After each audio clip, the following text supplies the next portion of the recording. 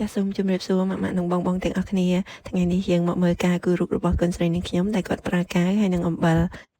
ចាស់ហើយគ្រឿងដែលយើងត្រូវការគឺយើងត្រូវការអំបិលម៉ត់សខ្លះៗកាវទឹករាងខាប់ពណ៌សខ្លះៗហើយនិង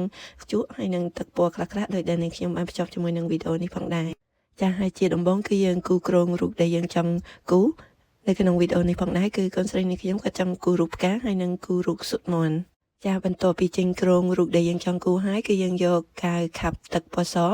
យកទៅគូរនៅតាមខ្សែនៃគ្រោងដែលយើងបានគូរនៅលើក្រដាសរឹងចាបន្ទាប់មកទៀតគឺយើងយកអំបិលម៉ត់ពណ៌សយកទៅរោយនៅលើកាវដែលយើងបានគូរនៅតាមខ្សែគ្រោងរបស់រូបដែលយើងចង់គូរ